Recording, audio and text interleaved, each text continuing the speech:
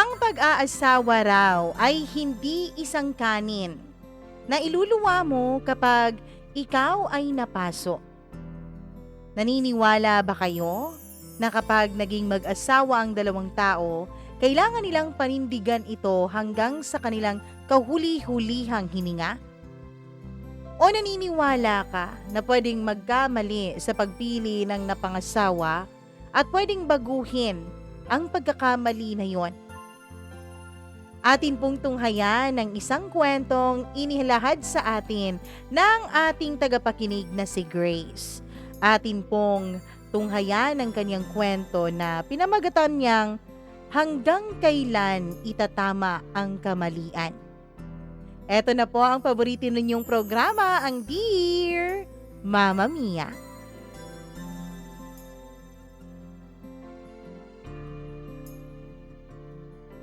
Sa mundong ito na walang kasiguraduhan, pati pagpili mo ay hindi mo malaman kung tama ba o may pagkakamali. Paano nga ba pumili ng tama? At kailan mo nga ba malalaman na tama na ang iyong pinili?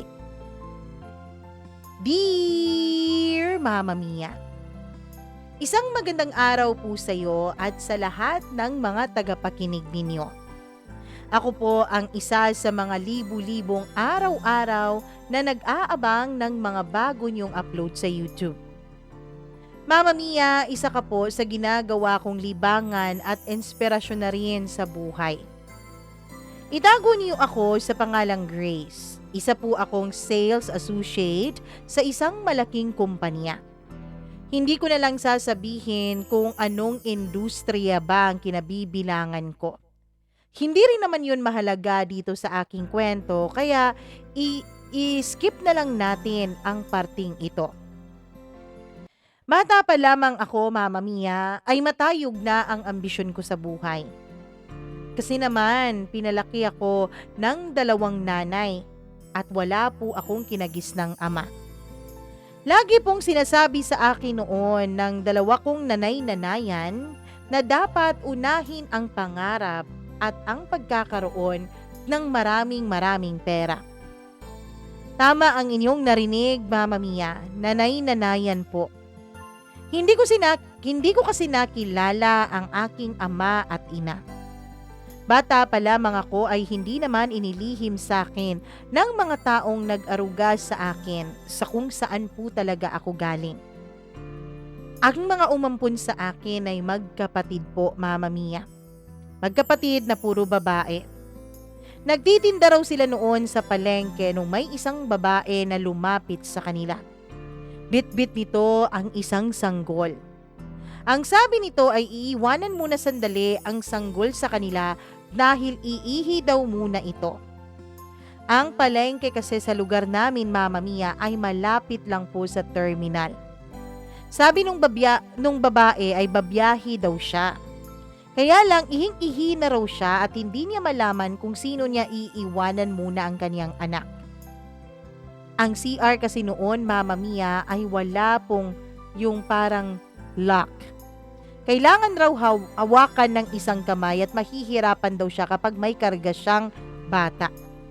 Sabi pa raw nung ale, iiwan daw sa kanila muna ang bata dahil mas mabilis daw silang matuntun nito. Dahil hindi naman nagdududa ang mga ito na meron palang binabalak na hindi maganda yung ale, ay sumunod at pumayag naman ang 2 nanay-nanayan ko na iwanan ako ng mama ko sa kanila. Naging busy sila, yung isa nagbantay sa akin at yung isa naman ay nagbabantay ng kanilang pwesto. Lumipas ang 10 minuto ay hindi pa raw bumabalik yung ale. Hanggang sa naging 20 minuto. Kaya naman binalikan na nila o pinuntahan na nila dun sa CR pero wala ng katao-tao doon. Lahat ng mga bus na tumigil kanina dun sa terminal ay umandar na rin kanina pa. In short, Mama Mia, balak talaga noon ng nanay ko na iwanan ako sa puder ng 2 babaeng yon. Dahil pareho po silang walang mga nobyo, Pareho rin po silang matanda na at mahigit 40 na, ay naisipan nilang ako na lang ay kanilang alagaan. Nagpagawa po sila ng mga papeles para sa akin. Hindi ko po alam kung legal ang lahat ng yon. Basta lumaki ako na meron naman akong birth certificate at saka meron naman ako ng mga requirements na kinakailangan sa eskwela. Mama Mia, inisip ko pa dati na siguro isa nga sa kanila ang aking nanay. Pero nung nag-edad ako ng 10 years old ay tsaka nila ipaniliwanag sa akin ang totoo. Nung una syempre, dahil bata tayo ay nasaktan ako. Pakiramdam ko noon, Mama Mia, ay ayaw sa akin ng aking mga magulang at basta na lang ako iniwanan sa mga taong hindi naman nila kakilala. Pero laging pinapaintindi sa akin ng mga nanay-nanayan ko na napakaswerte daw nila dahil dumating ako sa buhay nila. Pareho po silang mga bigo sa pag-ibig. Pareho silang may mga naranasang hindi maganda. Kaya naman sila mismo ang nagsasabi sa akin na huwag unahin ang pagmamahal na yan. Wala raw kasing kasiguraduhan ng pag-ibig. Ngayon mahal na mahal ka. Ngayon inaalagaan ka at ngayon ikaw ang mundo niya. Pero hindi mo alam kinabukasan, magigising ka na lang na hindi na ikaw ang kanyang minamahal. At hindi rin ikaw ang kanyang pipiliin sa huli. Kaya ang laging sabi nila, mas mabuti raw na unahin ko ang aking kinabukasan. Wala raw mali kung magiging successful ako. Hindi ko na raw kakailanganin ng lalaki pagdating sa panahon na yon. Kaya naman, Mama Mia, pagkatapos ko po ng kolehiyo ay agad akong naghanap ng trabaho. Agad naman akong nakapasok sa isang magandang kumpanya at nakakuha ng magandang posisyon 6 na buwan matapos po akong ma-hire. Maganda naman po ang trabaho at ang kitaan ko. Pero Mama Mia, aaminin ko po na kapag nakikita ko ang mga kaklase kong meron na pong mga boyfriend o di kaya'y sarili nilang pamilya, ay napapatanong ako sa sarili ko. Tama ba talaga na puro karera ang unahin ko? Tama ba talaga na iwasan ko ang mga lalaki at mag-focus ako sa sarili ko? Kahit na ilang beses akong pinuri ng 2 nanay-nanayan ko tungkol sa mga achievement na nakukuha ko sa buhay, may bahagi po talaga sa puso ko, Mama Mia, ang nagsasabing gusto ko ng kasama sa buhay. Gusto ko nung may ka-I do ako. Gusto ko na may kayakap ako sa gabi. Gusto ko na may kasama akong tumanda at may mag-aalaga sa akin, hindi dahil magkadugo kami o pamilya kami, kundi dahil pinili niya ako. Pinili niya akong mahalin. Mama Mia, ang kinalakihan ko po ay hindi po isang tipikal na klase ng pamilya. Kaya naman kapag nakakakita ako noon ng bata at nakakakita ako kung gaano sila kasaya bilang pamilya at kung gaano sila kakumpleto, aaminin ko po na naiinggit ako, Mama Mia. Lagi kong sinasabi sa sarili ko na hindi dapat ako mainggit dahil mahal naman ako ng 2 kong nanay-nanayan. Kaya lang hindi ko maiwasan yon. Hindi ko maiwasang magtanong kung ano nga ba ang pakiramdam kapag meron kang kasama sa buhay. Kaya lang dahil po sa pagpapalaki sa akin ay kumapit na po sa utak ko ang mga pangamba. Paano nga kaya kapag nagkamali ako sa pagpili gaya ng mga nanay-nanayan ko? Sabi pa nila halos ikabaliw daw nila ang sakit na naranasan nila noon. Pero kapag nakikita ko naman ang mga kaidaran ko, mga kaibigan at mga kaklase na nasaktan pero nakakapag-move on at nagiging maayos din naman, iniisip kong baka nga kakayanin ko. Baka nga hindi ako katulad ng mga nanay-nanayan ko. Kaya naman nagkaroon po ako ng pagkakataon na magka-boyfriend, Mama Mia. Nung nagka-boyfriend ako ay sinabi ko sa sarili ko na eto na to. Pero gaya nga ng sabi ng mga nanay-nanayan ko, lalo na pagdating sa first love, hindi po talaga halos nagtatagumpay ang unang pag-ibig. Hindi kami nagtagumpay dahil hindi ko naibigay sa kanya ang isang bagay na hiningi na niya sa akin wala pa ngang isang buwan mula nung magkarelasyon kami. Hiningi niya sa akin ang pagkababae ko. Ano? Ang aga naman. Tsaka naniniwala kasi ako na yung pagkababae ko ay isang regalo na pwede kong ibigay sa mapapangasawa ko. Ano ka ba naman, Grace? Tayo pa rin naman ang magiging mag-asawa sa huli. Pero hindi tayo sigurado dyan. Ano? Hindi ka pa sigurado sa akin? Hindi naman sa ganun, Elmer. Kaya lang, ang gusto ko sana, yung tapos talaga ang kasal nating dalawa. Alam mo, nahawa ka na dyan sa mga nanay-nanayan mo. Napakamanang mo. Dyan ka na nga. Elmer! Uy, Elmer! Pasigaw ko pang tawag sa kanya, Mama Mia, nung iniwanan niya ako sa restaurant kung saan kami kumakain.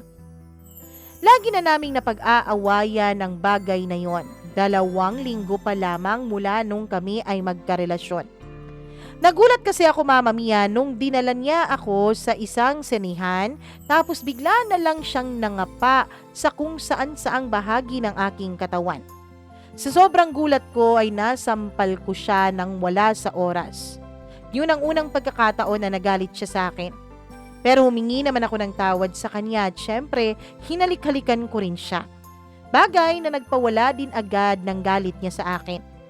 Ipinaintindi niya sa akin na kailangan daw talaga ang bagay na yun para mag-work ang isang relasyon.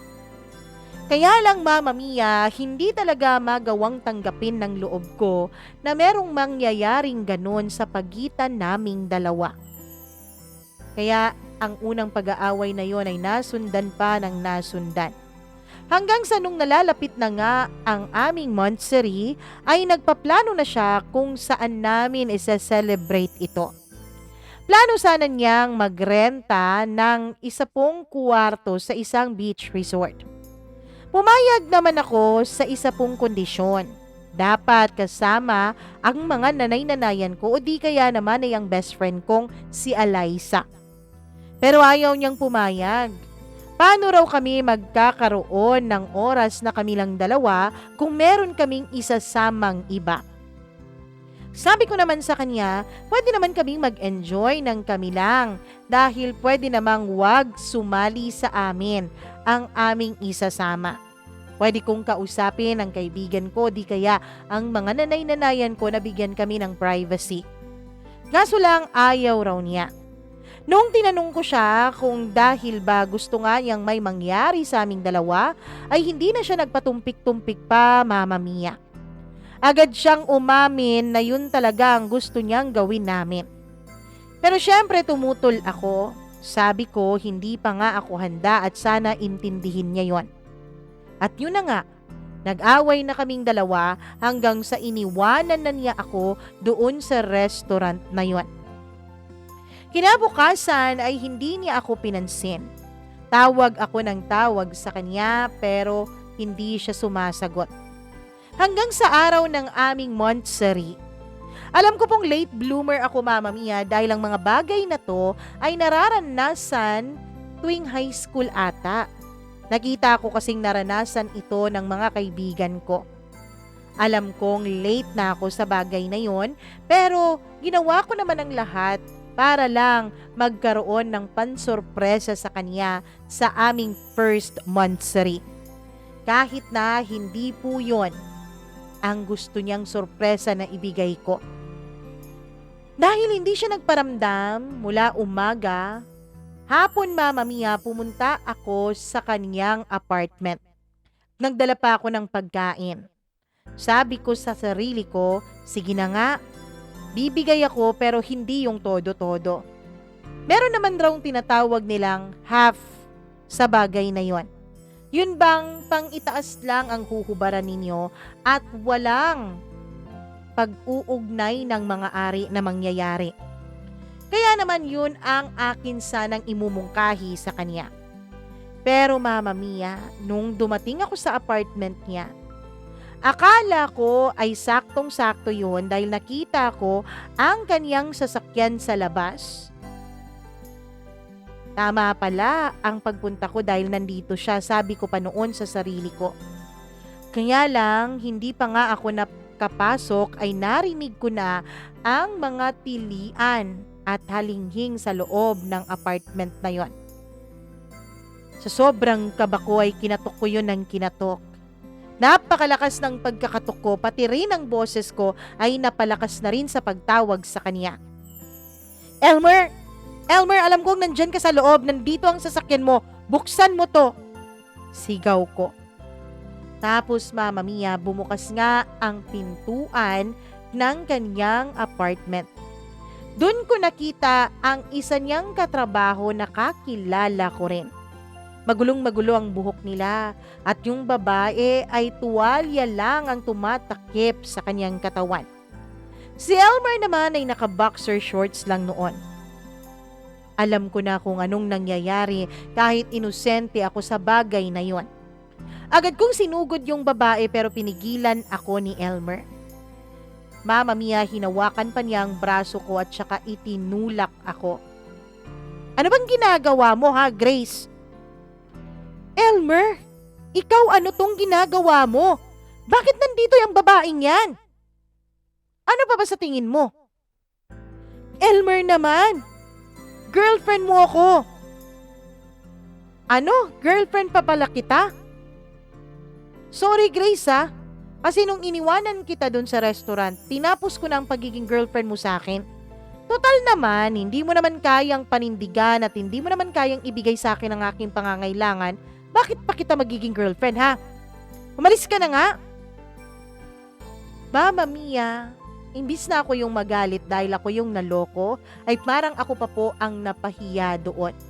Pinagtulakan ako ni Elmer paalis ng kaniyang apartment samantalang yung babae ay tatawa-tawa habang hinahaplos ang kaniyang buhok.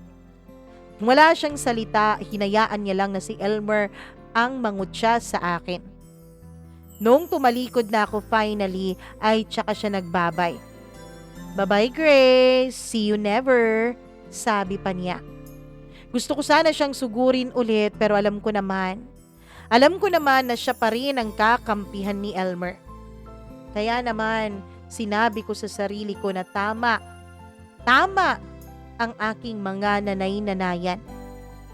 Hindi nga talaga sakto na makipagrelasyon sa isang lalaki.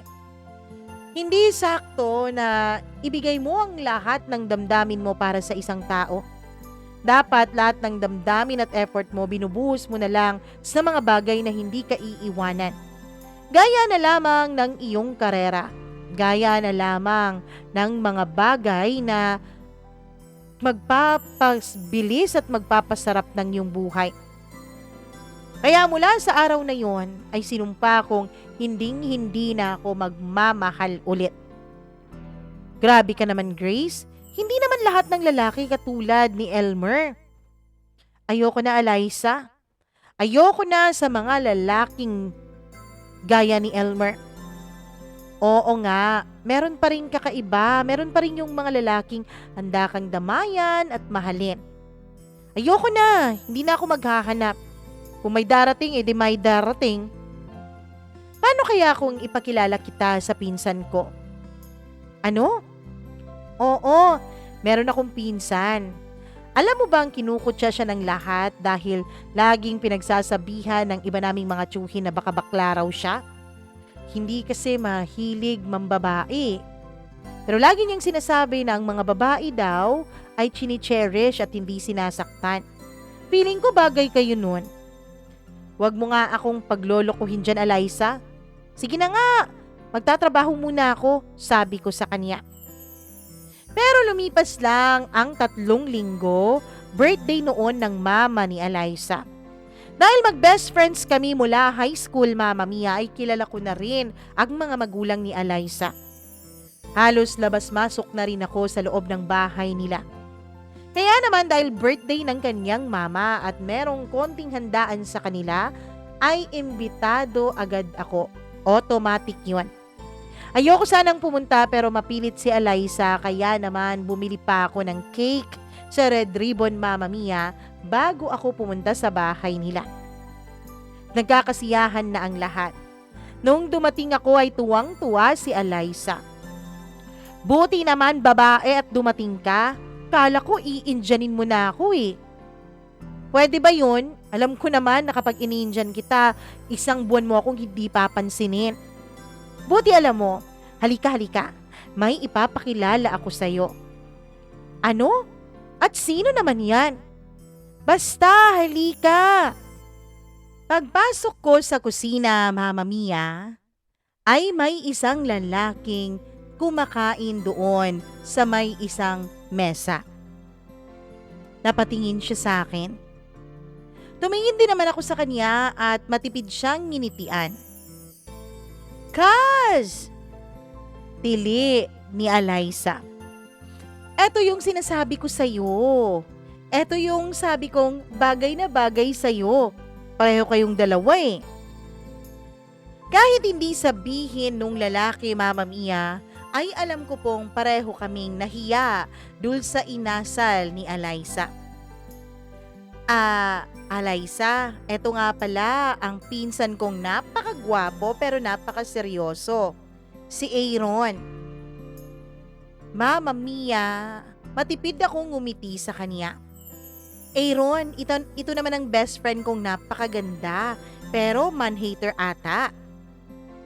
Si Grace. Mama Mia, sa totoo lang, too much information na noon ang kaibigan kong si Eliza. Bago pa man kami makapagsalita ni Aaron, ay nagpaalam na ito. O siya, maiwan ko muna kayong dalawa dyan ha. Enjoy each other's company. Balik ako mamaya, sabi niya at umalis na para mag-istima ng iba pang mga bisita. Kami naman ni Aaron nung mga panahon na yon, Mama Mia, ay pareho lang pong tahimik.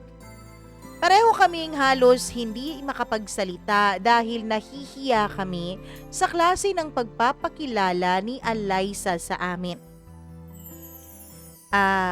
Pasensya ka na dun sa pinsan ko ha. Si Aaron ang bumasag ng katahimikan. Siya nga pala, kumain ka na ba? Lika na, iniwanan ka man lang ng best friend mo, tapos di ka man lang niya inayang kumain. Inabutan niya ako ng plato at sinamahan niya ako dun sa mesa sa may sala kung nasaan nandun ang mga pagkain. Tinuro niya sa akin ang mga masasarap doon, Mama Mia. Natuwa din naman ako sa pagiging maasikaso niya. Nung sulyapan ko si Eliza na kausap ang iba nilang mga bisita, ay ngumiti ito sa akin na para bang nagtagumpay sa kanyang masamang binabalak. Pagkatapos noon ay bumalik kami ni Aaron sa kusina. Tahimik kaming kumakain. Pero nung tapos na akong kumain ay kinausap niya ako. Doon ko nalaman na isang nurse pala si Aaron, Mama Mia. Tahimik lamang siya gaya nga nung sabi ni Eliza sa akin. Malumanay din siyang magsalita. Malumanay siyang makipag-usap.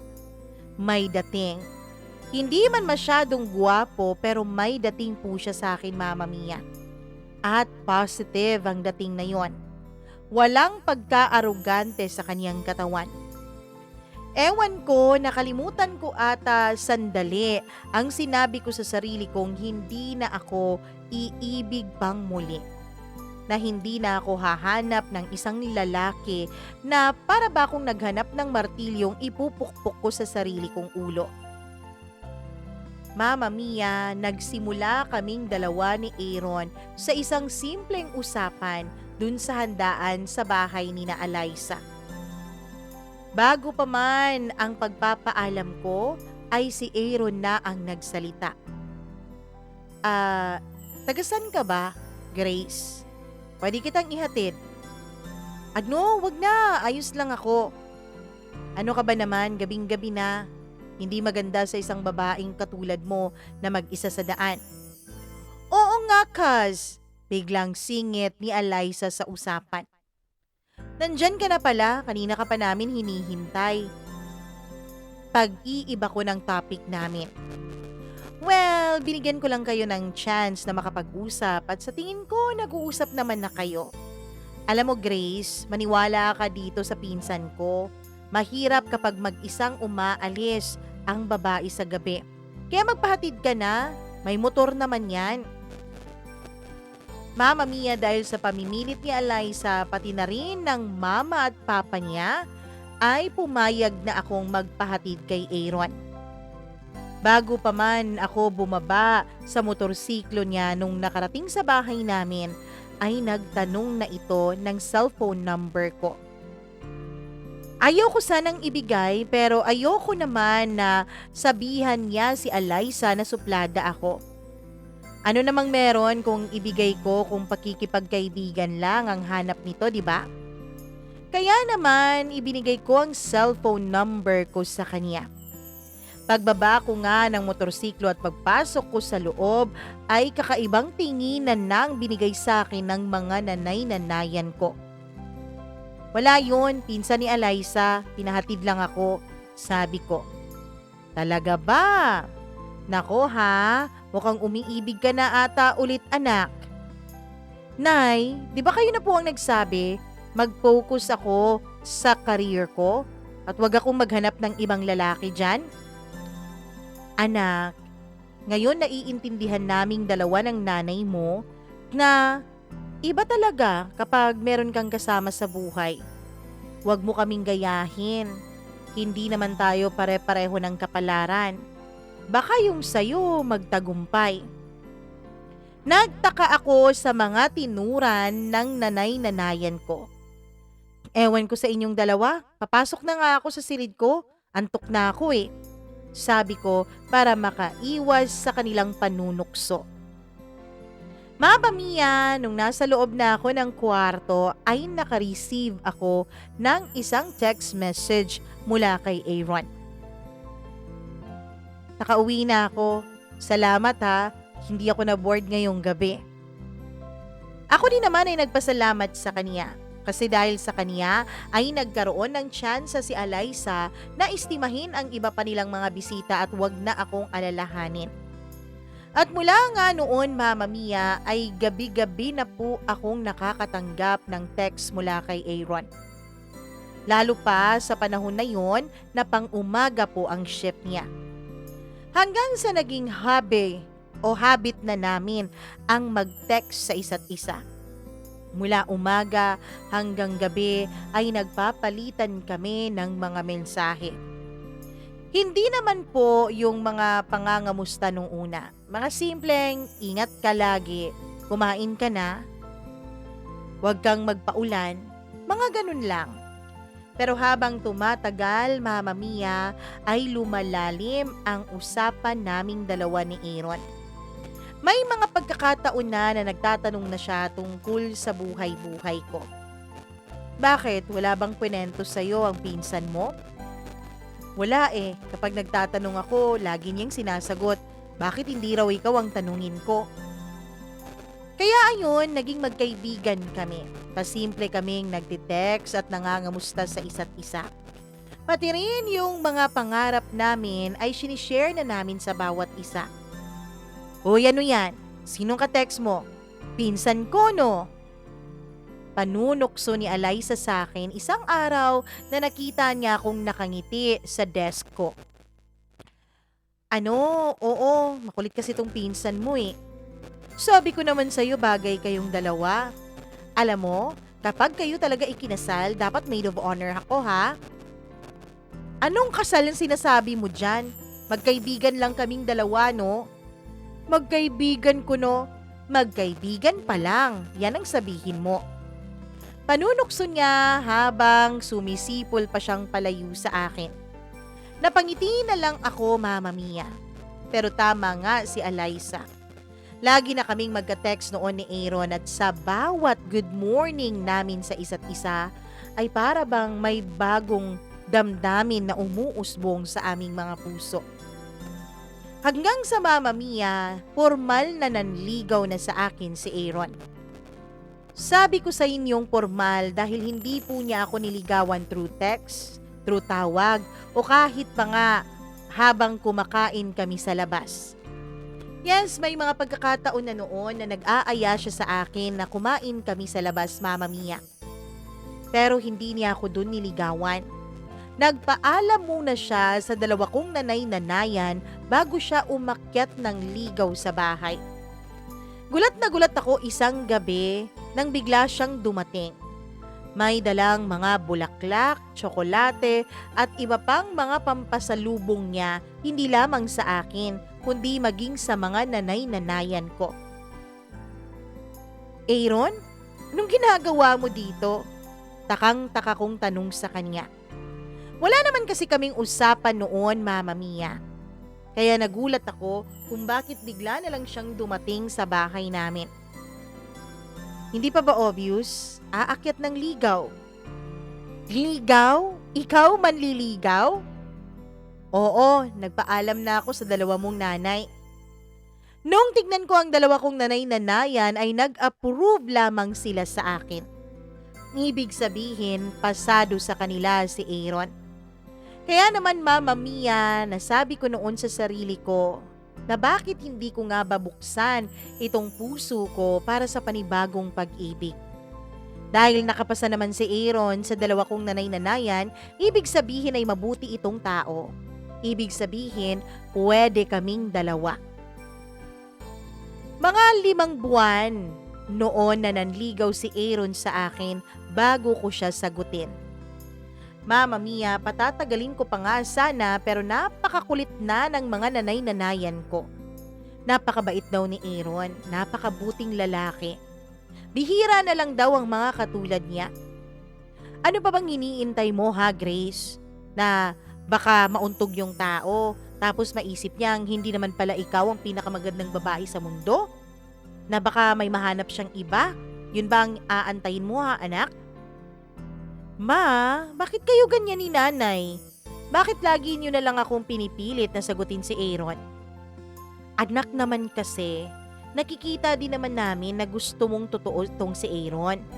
Kaya ano pa bang inaantay mo ha, anak? Sagutin mo na yung tao, matagal na yung nanliligaw sa'yo eh.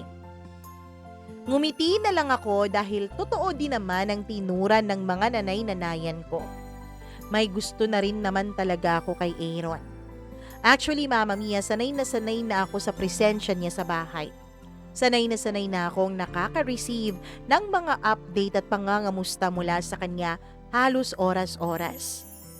In short, iniibig ko na siya. Kaya lang, totoong may takot pa rin sa puso ko. Pero dahil sa pangungumbinsi ni na Alyssa at ng nanay-nanayan ko, at syempre nakita ko rin naman ng mga efforts ni Aaron, sa wakas ay sinagot ko na siya matapos ang 5 buwan niyang panliligaw. Mula nung naging kami ni Aaron ay naging doble o triple pa ang pagiging maalaga niya sa akin. Hindi rin niya hinihingi ang pagkababae ko. Di tulad noon kay Elmer, Mama Mia, na yun yata ang naging sukatan niya para masabi niyang mahal ko rin siya. Si Aaron ay walang ganon. Oo, may mga pagkakataon na naghahalikan kami. May mga pagkakataon na nadadala kami sa sitwasyon at syempre kapag kami lang dalawa. Pero tumitigil din naman kami nang wala pang nangyayari sa amin. At kapag pinapatigil ko siya, ay bukal naman sa loob niyang tumigil. Hindi naman siya nag-i-insist at lalong hindi siya namimilit. Mga bagay na talagang nagustuhan ko sa kanya. Hanggang sa lumipas ang 6 na buwan mula nung kami ay nagkaroon ng relasyon. 6 na buwan na kaming magkasintahan noon, Mama Mia, nung bigla akong inaya ng dalawa kong nanay-nanayan na kumain raw kami sa isang restaurant. Nagulat ako noon dahil hindi naman nila ugali ang kumain sa labas. Sila nga yung mga uri ng nanay na mas gugustuhin pang magluto sa bahay dahil ang sabi nila mas masarap pang araw ang luto nila. Tapos mas makakamura pa kami. Milagro Himalaya at nag-aya kayong lumabas ngayon. Nag-aya pa talaga kayong kumain sa labas. Anong meron? Tanong ko. Anak, nakakasawa na rin kasi at nakakapagod na magluto. Pasyal mo naman kami. O siya, sige, magbihis kayo't ipapasyal ko kayo. Anak, eto pala ang susuotin mo. Ano? Bakit naman ako magbibistida ng puti? Anak, gusto kasi namin kapag nakikita ka naming nakabistida ng puti. Napaka-inosente at napakaganda mong tignan. Nanay naman, ayokong magputi dahil alam mo naman maulan sa labas, baka maputikan lang yan. Ayos lang yun, ako naman ang maglalaba, huwag kang mag-alala, sabi ni Mama. Mama, ano ba talagang meron? Bakit niyo ako pinapasuot ng puti? Anak, please, date natin to eh. Una nating pagdi-date to sa restaurant na sang-ayon kaming dalawa ng nanay mo. Kaya please, isuot mo na to. Naging makulit silang dalawa kaya wala na akong naging choice pa. Pumayag ako, Mama Mia, syempre sinuot ko yung binigay nila sa aking damit. Magkatapos ay lumarga na kami at sila pa talaga ang pumili ng restaurant. Pero nagulat ako, Mama Mia, nung makarating ako sa restaurant na yon. Dahil nandun ang mga magulang ni Aaron. Nandun din si Eliza, pati na rin ang mga magulang niya. Gulat na gulat ako at takang-taka kung ano ang nangyayari. Pero sa loob ko, Mama Mia, sa loob ko ay may nararamdaman na akong kakaiba. Dito ka umupo, anak. Nay, anong meron? Bakit nandito sina Aaron? Sabi niya sa akin kanina, busy siya kaya hindi siya makakasabay sa atin eh. Sige na, umupo ka na dyan, huwag ka nang maraming tanong. Umupo ako, Mama Mia, at nagsimula na kaming kumain. Nagulat nga ako dahil naka-order na pala sila. Tapos ang mga in-order pa na pagkain, lahat yun mga paborito ko. Parang alam ko na yata ang mga mangyayari. Pero sobrang kaba noon ang nararamdaman ng dibdib ko, Mama Mia. Hindi dahil sa ayoko yung mga nangyayari, kundi dahil first time ko po yun. At parang nahihiya nga po ako. Pagkatapos ng dinner ay may nag-play po na isang romantic na kanta. May kumakanta na napakaganda naman talaga ng boses. Born for You, yun ang tinutugtog at kinakanta nung singer ng restaurant. Nung malapit ng mag-chorus ay biglang tumayo itong si Aaron. Tatayo sana ako pero bigla naman siyang lumuhod, Mama Mia, at may nilabas na isang box mula sa kanyang bulsa. Lumapit din si Eliza at inabot ang bouquet of flowers kay Aaron. Tinignan ko si Eliza, Mama Mia, pero ngumiti naman ito sa akin ng pagkatamis-tamis. Pagkatapos noon ay binigay ni Aaron sa akin ang bouquet of flowers at saka siya nag-umpisang magsalita. Alam kong para sa'yo ang bago pa ng relasyon nating dalawa, Grace. Alam kong para sa'yo, masyado pang maaga para sa bagay na to. Pero Grace, mula nung makilala kita, alam kong grasya ka sa akin galing sa taas. Alam kong ikaw na ang gusto kong makasama habang buhay. Sambit niya habang nakaluhod sa harap ko at lahat ng tao dun sa restaurant ay nakatingin sa amin. Kung kanina ay kinakabahan ako at parang nahihiya, sa pagkakataon na yon, Mama Mia, ay naiiyak na po ako. Ramdam ko kasi ang sobrang pagkasinsero ni Aaron habang sinasabi niya sa akin ang mga bagay na to. Ikaw lang ang gusto ko, Grace. Ikaw lang ang mahal ko. Will you marry me? Ang sarap marinig ng salitang ikaw lang mula sa mga labi ni Aaron. Mama Mia, sa pagkakataon na yon ay napasambit ako ng isang panalangin sa puso ko. Nasabi ko sa sarili ko na si Aaron ang nararapat sa akin. Buti na lang hindi nag-workout kaming dalawa ni Elmer dahil si Aaron pala ang para sa akin. Mama Mia, umoo ako dun sa proposal ni Aaron. Pinakasalan ko si Aaron sa simbahan. Tuwang-tuwa ang lahat. Lahat masaya, maging ang aming bawat pamilya. Ang mga nanay-nanayan ko ay napaiyak pa talaga sa loob ng simbahan. Pinigil nila pero hindi talaga mapigilan ang pag-agos ng luha sa kanilang mga mata. Mama Mia, maging sa reception. Nung magsalita ang mga nanay-nanayan ko, ay sinabi nila na hindi nga pala raw magkatulad ang bawat tadhana ng isang tao. Dahil gaya nung iniisip nila noon, natakot sila na magmahal ako dahil baka masaktan ako tulad nung pananakit sa kanila. Ngayon daw ay masaya sila dahil nakita nilang masaya ako. Pero Mama Mia, isa pong hindi maipaliwanag na damdamin ang nasa puso ko mula pa noong nasa simbahan kami at ginaganap ang kasal namin ni Aaron. May munting kaba po na hindi ko maintindihan na nasa puso ko. Para kasing may tinig na bumubulong sa tenga ko, Mama Mia. Hindi ba masyadong mabilis? Yun ang laging tanong na bumabagabag noon sa utak ko. Pero syempre dahil masaya ang lahat, dahil excited ang lahat, dahil nakikita kong botong-boto ang lahat sa amin, binaliwala ko ang munting boses na yon. Kasi Mama Mia, bukod doon, alam ko rin kasi na mahal ko si Aaron. Alam ko na mahal ko siya.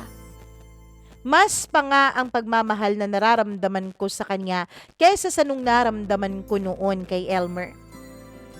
Akala ko rin, Mama Mia. Akala ko sapat lang na mahal mo siya at mahal ka niya. Akala ko sapat na nagmamahalan kayong dalawa. Pagkatapos ng kasal namin ni Aaron ay tumira na kami sa iisang bubong. Gusto sana ng mga nanay-nanayan ko noon na dun kami tumira sa bahay, pero humindi po si Aaron. Ako din naman, Mama Mia, ay sumang-ayon sa kanya. Paano kami matututo kung hindi kami tatayo sa sarili naming mga paa? Pero Mama Mia, sabi nga nila, lahat ay nagbabago. 3 buwan pa lamang na nagsasama kaming dalawa ni Aaron sa iisang bubong ay unti-unti ko nang napapansin ang mga pagbabago sa kanya. Minsan, Mama Mia, tinatanong niya kung bakit hindi ako sumasagot agad sa kaniyang mga text. Tinatanong pa niya sa akin, Mama Mia, kung may tumatawag bang iba sa akin. Hindi ko siya sinasagot, Mama Mia. Dahil ako naman noon ay focus sa trabaho. Isa din sa mga iniisip ko noon ay baka kapag masyado kaming magkasama ni Aaron tapos magtatawagan at magka-text pa kami sa bawat oras ay baka maaga kaming manawa sa isa't isa. Mama Mia, tinatanong pa niya ako kung bakit may tumatawag sa akin na hindi ko sinasagot habang kasama ko siya. Bakit mo yan tinatago, ha? Sabi niya. Wala naman akong tinatago. O bakit ayaw mong sagutin yan ngayon na magkasama tayo? Aaron naman. Magkasama kaya tayo kaya hindi ako sumasagot ng ibang tawag. At isa pa, kliyente namin to. Ito yung bumibili ng mga produkto namin. Malaking kliyente na ako ang nag-handle. Mama Mia, hindi siya naniwala dun sa mga sinabi ko. Akin na nga yan, sabi niya sabay bawi ng cellphone ko. Wala naman akong itinatago kaya hinayaan ko lang siyang i-check ang cellphone ko. Hanggang sa napunta siya sa inbox ng aking messenger. Oh, eto, bakit mo yan tinatago, ha? Ano ka ba? Yan nga ang sinasabi ko sa'yo. Malaking kliyente namin yan na naging kaibigan ko na lang din. Si Sir Alvin. Paliwanag ko sa kanya. Pero hindi niya tinanggap iyon, Mama Mia. Galit siya. Galit siya sa akin. Kitang-kita ko ang panlilisik sa kaniyang mga mata. Kitang-kita ko ang inis na nararamdaman niya. Pero yung galit niya, Mama Mia, ay hindi sa paraang sumisigaw, kundi katahimikan na matalim, malalim. Pagkatapos niyang makita ang inbox ko at pagkatapos kong magpaliwanag ay umalis siya. Hinandar niya ang motor niya at hindi siya nagpaalam sa akin na aalis pala siya, Mama Mia. Tinawagan ko siya 1 oras matapos siyang umalis ng bahay. Kasi sinabi ko sa sarili ko, hahayaan ko muna siyang huminga. Kaya lang sa pagkakataon na yon, ay umalis talaga siya at hindi siya kumontak sa akin. Pero hindi siya sumasagot sa mga tawag at text ko nung gabing yon. Buong gabi, Mama Mia, hindi siya sumagot. Hindi pa nga kami nakakapaghapunan noon eh. Ako na lang mag-isa ang kumain dahil hindi na rin siya kumain sa bahay nung makaalis siya. Hindi na rin siya natulog sa tabi ko, Mama Mia. Kinabukasan ay ganun pa rin. Hindi pa rin siya natutulog sa aking tabi. Ano ka ba? Wala lang sabi yun eh. Hindi pa rin siya sumasagot sa akin. Silent treatment. Kung si Elmer dati ay nakikipagsigawan at nakikipagsabayan sa bunganga ko, itong si Aaron naman, Mama Mia, ay para pong walang naririnig. Napakatahimik niya. Ako itong salita ng salita pero napapagod din ako dahil hindi rin naman niya ako sinasagot. Minsan, Mama Mia, papunta na ako noon sa trabaho nung napunan niya ang suot ko. Hindi ka ba nahihiya? Tignan mo nga oh. Litaw na litaw yung mga braso mo. Tandaan mo, produkto ng kumpanya ninyo ang binibenta mo, hindi ang braso o katawan mo. Dapat disente kang manamit para naman karespe-respeto ka sa harap ng mga kliyente mo. Baka kaya ka tinatawagan ng kliyente mo na yan dahil lagi ka niyang natititigan yung balat mong pinapakita at binabalandra mo sa kanya. Ano ba, Aaron? Hindi pa rin ba tayo tapos sa bagay na yan? Sinabi ko naman na sa'yo, di ba? Wala lang yun. Kliyente lang namin yun. At kaya kita hindi nasasagot dahil may trabaho po ako. At syempre, alam ko may trabaho ka rin. Pwede naman tayong mag-usap kapag nagkita tayo sa bahay, di ba? Basta magpalit ka ng damit.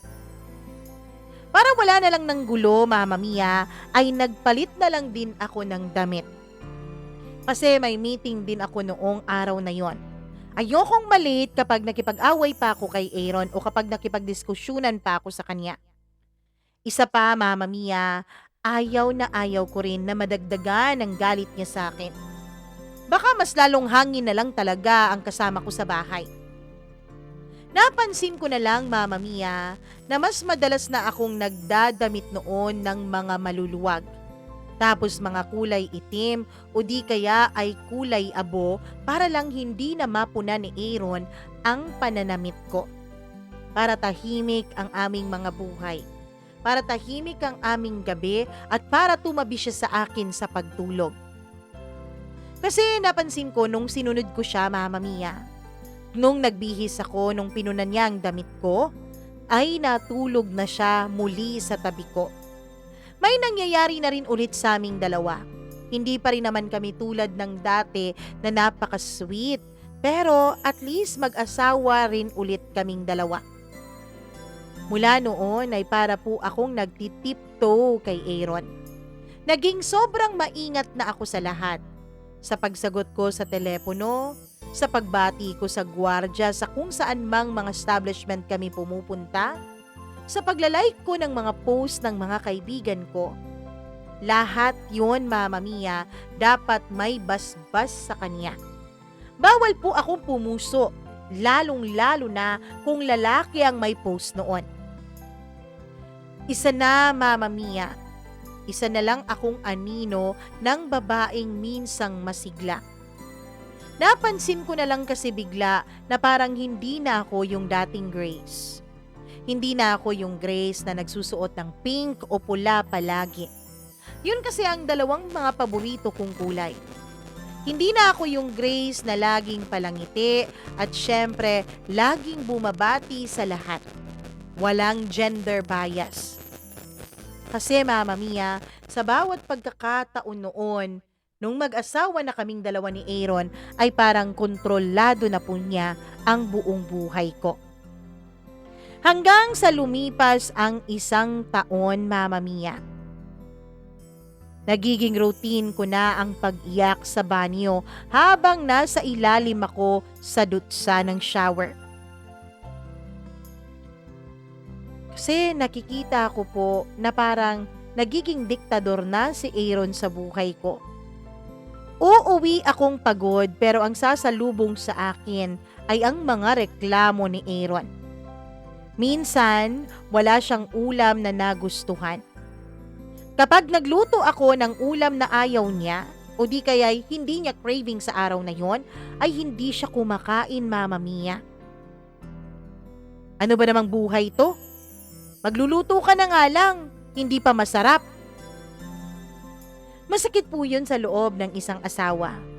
Kahit nga po pagod ako sa trabaho ko, ay pinagluluto ko pa rin siya dahil alam ko, isa yun sa mga responsibilidad ko bilang misis niya. Kaya lang, Mama Mia, hindi naman niya na-appreciate yon. Kapag ayaw niyang kumain ng ulam na niluto ko, ay aalis siya at kakain sa labas. Minsan, galit siya dahil hindi ko binuksan agad ang message na sinend niya sa akin. Minsan, nagagalit siya ng walang dahilan. Hindi ko alam kung bakit nagbago si Aaron. Hindi naman ito yung Aaron na minahal ko dati. Hindi naman ito yung Aaron na pinakasalan ko. Mama Mia, hanggang sa nagkaroon nga siya ng mas maraming oras sa trabaho. Nagiging madalas na noon ang mga overnight duty niya bilang isang nurse. Naiintindihan ko naman, Mama Mia. Kasi iba naman talaga ang pangangailangan lalo na kapag sa health department. Pero may ilang gabi na kahit wala siyang duty ay hindi pa rin siya umuuwi. Kinabukasan ay mag-e-excuse siya sa akin sa pamamagitan ng text na na-extend daw ang duty niya. Na hindi raw nagtrabaho ang kapalitan niya. O di kaya naman ay nakatulugan niya ang pagpapahinga niya sa quarters. At kung ano-ano pa. Hanggang isang araw, Mama Mia. Isang araw ay nakita ako ni Eliza na malungkot sa desk ko. Oh, ano bang nangyayari sa'yo, Bes? Tanong niya. Yung pinsan mo kasi, ginagawa ko naman lahat ng gusto niya. Tingnan mo nga ako, Bes, oh. Tignan mo tong damit ko. Di ba napakalosyang ko na? Wala pa kaming anak ha, pero daig ko pa ang may 12 anak sa itsura kong to. Kasi ito ang gusto niya eh. Ayaw niyang nagpapasexy ako. Ayaw niyang nagsusuot ako ng mga makukulay na damit para hindi ako pansinin. Pero Bes, alam mo ba na may kakaiba talaga akong nararamdaman na ginagawa ng pinsan mo na yan? Mama Mia, nagulat na lamang ako dahil salita ako ng salita pero hindi naman sumasagot si Eliza. Huy Bes, anong nangyari sa'yo? Grace, alam kong pinsan ko si Aaron at alam kong hindi ako dapat nangingialam ng buhay ninyong dalawa. Pero kasi ano? Mamaya na lang. Pagkalabas na lang natin at pagkatapos ng trabaho. Huy, Eliza! Tawag ko sa kanya nung bigla niya akong tinalikuran. Mamaya na lang. Pipilitin ko pa sana siya pero pinatawag na siya ng bisor namin, Mama Mia. Hindi ako mapakali sa buong araw na yon. Ano bang ibig sabihin ni Eliza? Pagkatapos ng pasok namin ay inabangan ko talaga si Eliza sa labas. Nung nakita niya ako ay agad niyang hinawakan ang kamay ko. Kape muna tayo, Bes, sabi niya. Eliza, sabihin mo na sa akin, ano ba yung gusto mong sabihin kanina pa? Doon na lang sa coffee shop, please. Kaya naglakad kami, Mama Mia, at naghanap kami ng coffee shop. Nung nakakita na kami ng isang coffee shop na bakante, ay pumasok kami sa loob. Matapos naming umorder, ay umupo na kami sa pinakadulong mesa. yung walang masyadong taong dumadaan. Bes, may ipapakita ako sa'yo ha. Pero wag kang mag-iskandalo ha. Kalmahan mo lang, sabi niya. Bigla siyang naglabas ng kaniyang cellphone. May binutingting siya doon hanggang sa iharap niya sa akin ang screen na yon. Ang screen na yon, Mama Mia, ay isa pong litrato ni Aaron. May kasama siyang ibang babae sa loob ng isang bar. Pinsan ko siya, Grace, pero babae din ako. Tapos best friend pa kita. Sabi ni Alyssa na may lungkot sa kaniyang mga mata. Ayokong itago sa iyo to. Ayokong pagmukhain kang tanga at ayokong magbulag-bulagan ka. Mama Mia, naghalo ang sakit at takot na naramdaman ko sa puso ko. Nang kinumpronta ko si Aaron ay sumigaw siya. Sa unang pagkakataon ay nakita ko ang isang lalaking hindi ko nga talaga kilala. Pulang-pulang mukha niya, Mama Mia, na animoy umakyat sa ulo niya ang lahat ng dugo sa kanyang katawan. Nanginginig ang kanyang mga kamay sa galit. Nanggagalaiti at lumalabas ang mga litid niya sa kanyang lieg. Huwag kang magmalinis ha, Grace. Kung may kulang, ikaw yon. Ikaw ang may pagkukulang kaya ako nagkahanap sa iba. Ano? Anong pagkukulang ang sinasabi mo ha, Aaron? Anong pagkukulang pa ba? Ano pa ba ang hindi ko ginawa? Ano pa ba ang hindi ko binigay ha? Tignan mo nga tong itsura ko, Aaron. Ikaw ang may gusto nito, di ba? Tignan mo tong disenyo ng bahay natin. Tignan mo yung mga kurtina. Tignan mo lahat ng muebles dito. Lahat yon kagustuhan mo. Tapos ngayon sasabihin mong may pagkukulang ako? Mama Mia, bigla akong sinampal ni Aaron. Ang ingay-ingay mo, dyan ka na nga. Sabi niya at tuluyan na siyang lumabas ng pintuan namin. Pinandar niya ang kanyang motor at pinaharurot palayo. At doon ko unang naramdaman ang ganap na pagkawasak ng aking puso. Lumipas ang mga araw na halos wala na kaming imikan dalawa. Parang kasama ko siya pero hindi ko na siya kasalo. Isang gabi, lasing na lasing siyang umuwi. Amoy alak, may lipstick sa kanyang kwelyo. Tinangka niyang halikan ako pero umatras ako. Anong akala mo sa sarili mo? Bulong niya. Virgin ka pa rin ba sa paningin mo, ha? Itinulak niya ako sa dingding, Mama Mia. Hindi ako nanlaban. Hindi naman ako nagdugo dun sa pagsampal at pagtulak niya. Hindi rin siya sumigaw. Pero ang katawan ko noon, Mama Mia, ay parang binasag. Ang kaluluwa ko ay tuluyang nagkalamat. Oo. Hinalikan at ginamit ako noon ng asawa ko.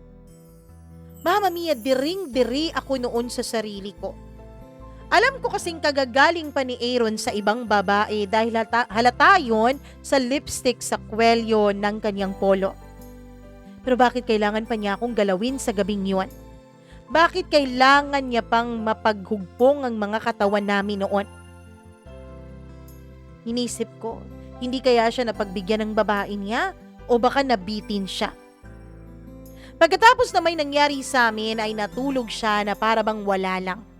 Ako naman ay pumasok sa CR at nag-shower at kinuskus ng kinuskus ang sarili ko.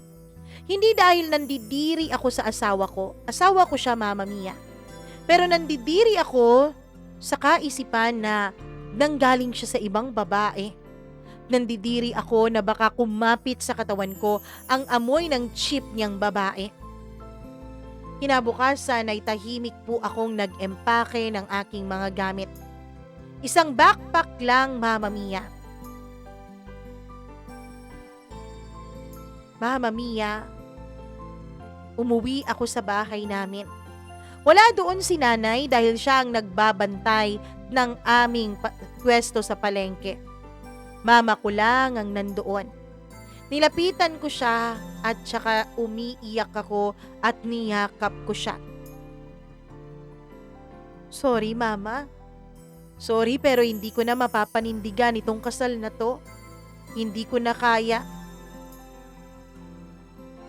Mama Mia, agad naman akong niyakap ng mama ko.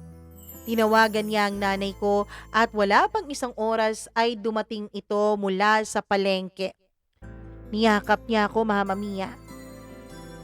Bumalik ako sa bahay namin. Hindi ko dinala lahat ng luho ko, lahat ng mga binili na mga jewelries ni Aaron para sa akin. Lahat ng regalo niya sa akin mula nung mag-boyfriend at girlfriend pa lamang kami ay iniwanan ko doon sa bahay namin. Mama Mia, sa unang gabi, nung nakabalik ako sa bahay ng dalawa kong nanay-nanayan, ay dun pa ako nakaramdam na para bang merong kapayapaan sa aking dibdib. Matapos ang mahigit isang taon na pagsasama namin ni Aaron, tsaka pa lang po ako nakatulog ng mahimbing. Sa wakas nakahanap rin ako ng kalayaan. Pero ang kalayaan ay hindi magaan, Mama Mia. Mabigat siyang pasan sa simula. Lahat nagtatanong, bakit mo siya iniwan? Di ba masyado kang sensitive? Hindi ka ba marunong magtiis? Ganyan naman talaga ang mga lalaki, sana inintindi mo na lang. Ang importante ikaw ang inuuwian eh. Ang dami-dami nilang opinyon, ang dami-dami kong naririnig mula sa aking paligid, lalong-lalo na doon sa mga matatanda na iniisip, Mama Mia, na trabaho ng mga babae ang intindihin ng mga kalalakihan. Pinili kong manahimik, Mama Mia. Ayokong ipaliwanag ang isang bagay na alam kong hindi rin naman nila mararamdaman. Pinagtuunan ko ng pansin ang trabaho ko. Na-promote ako noon, Mama Mia, dahil sa sunod-sunod na mga close deals ko sa sales. Pagkatapos noon, dahil meron akong malaking komisyon na nakukuha sa bawat kliyente na naipapasok ko sa kumpanya, ay nagkaroon ako ng pera. Mama Mia, nung may pera na ako, ay pinagtuunan ko ng pansin ang annulment naming dalawa ni Aaron. Oo, wala nang atrasan to dahil wala na talagang balikan na mamamagitan sa aming dalawa. Hindi ko na kaya at talagang ayoko na, Mama Mia. Napakamahal po ng mag-file ng annulment at napakatagal din ng proseso. Nakakapagod. Pero bawat hearing, Mama Mia, bawat appearance ko sa korte at bawat pagpunta ko sa mga psychologist at syempre sa mga pa-seminar dahil pinipilit pa rin nilang ayusin ang relasyon namin ni Aaron. Bawat pagsasabi ng mga doktor at mga counselor na hindi na talaga kaya, ay para bang unti-unting napuputol ang tanikala na nagtatali sa akin sa isang lalaking huwad pala. Isang araw matapos ang napakahabang panahon ay nakatanggap ako ng sulat mula kay Aaron. Pasensya raw. Hindi niya raw sinasadya. Gusto niya na raw makipag-ayos sa akin. Gusto na raw niyang bumuo ng pamilya sa akin. Pero huli na, Mama Mia. Mahigit isang taon na mula noong nagkahiwalay kami bago pa ako nakatanggap ng sorry mula sa kanya. Kaya naman, wala na po akong pakialam sa kanya noon. Hindi ako galit sa kanya pero hindi ko na rin siya kailanman muling pagbubuksan ng pwesto dito sa puso ko. Mama Mia, makalipas ang 4 na taon, sa wakas po ay naibigay na rin sa akin ang matagal ko nang hinihinging annulment. Sa wakas ay na-approve na rin ng korte ang annulment ng kasal naming dalawa ni Aaron. Ngayon, Mama Mia, ay magti-35 na po ako. Wala pa rin po akong bagong asawa. Wala rin akong nobyo, pero hindi na rin ako naghahanap, Mama Mia. Kasi sa wakas, tulad ng dalawa kong nanay-nanayan, ay natagpuan ko na sa sarili ko ang tunay kong kaligayahan. Sa ngayon ay nakapagpundar na ako ng sarili kong bahay. May halaman din ako sa veranda ko.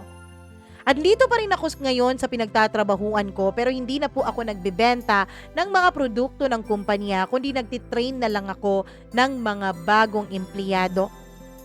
At bawat pagkakataon, Mama Mia, na may natututo, may mga empleyado at mga sales associate na nakakabenta, ay nakikita ko pong parang nagtagumpay na rin ako. May mga gabi, Mama Mia, na may mga alaala ding dumadalaw sa aking isipan. Pero hindi na ako lumuluha sa mga alaalang yon gaya noon. Kasi alam ko, napatunayan ko na sa sarili kong hindi ako duwag, hindi ako mahina. Babae ako at lalong may boses ako para lumaban kung hindi na tama ang ginagawa sa akin. Ako si Grace, Mama Mia, babaeng minsang nagkamali ng lalaking pinili at pinakasalan.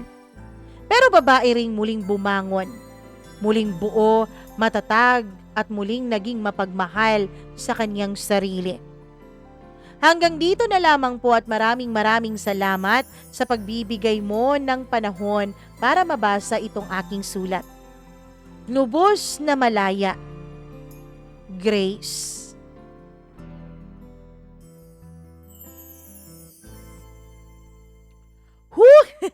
Grabe naman ang kwento ni Grace. Sana all matatag, 'di ba? Ganyan talaga ang mga tao, hindi lang kalalakihan. May mga tao rin talaga na hindi mo kilala na ganun pala talaga ang tunay na pag-uugali hangga't hindi mo nakakasama sa iisang bubong. O 'di ba? Kasi napakabilis ng mga pangyayari sa kanila eh. 5 buwang ligawan, 6 na buwan na relasyon, pagkatapos ay kasal agad. Hindi ko naman sinasabi na yung mga mabibilis na kasalan ay hindi naging matagumpay dahil may mga kasalan naman talaga na mabilis pero matagumpay, 'di ba? Depende talaga 'yan sa tao. Depende talaga 'yan kung totoo niyong mahal ang isa't isa. Maraming salamat, Grace, sa pagbabahagi mo ng iyong kwento dito sa ating programa. Nawa po ay nakapagbigay si Grace ng tapang para doon sa mga taong walang boses sa loob ng kanilang tahanan, walang boses sa loob ng kanilang pagsasama. Sana maging katulad tayo ni Grace na kahit na nasasaktan, piniling harapin ang problema ng may tapang at lakas ng loob. Maraming salamat po sa inyong pakikinig nitong ating programa. Sana ay i-share nyo itong ating kwento sa iba nyo pang mga kapamilya, kapatid, kapuso. At sana rin nakapag-subscribe na kayo dito sa ating channel dahil alam nyo naman, meron po tayong hinahabol na kota. Charot! Kota natin para sa ating sarili. Nais nating makaabot ng 100,000 subscribers by the end of this year. Sana nga umabot. Masyado pa tayong malayo at alam kong masyadong mataas na ambisyon ang gusto natin na number of subscribers. Pero malay mo naman, 'di ba? Malay mo naman mangyari. Tulungan niyo na lang ako. And syempre sa mga subscribers natin, hello po. Maraming thank you. Dahil nandito ka, sinusubaybayan niyo pa rin kami. Maraming salamat. Hello ako kay Mary Garbo, Jeboy Palaboy, maraming salamat all the way from Singapore. Virgie Lopez all the way from Riyadh, Saudi Arabia. Mayet G, hello from Como, Italy, maraming thank you. Hi din kay Sally Buma, Abigail Tenorio, Margie Flores, maraming salamat sa iyong pagtitiwala dahil lagi po kayong nanonood dito sa atin.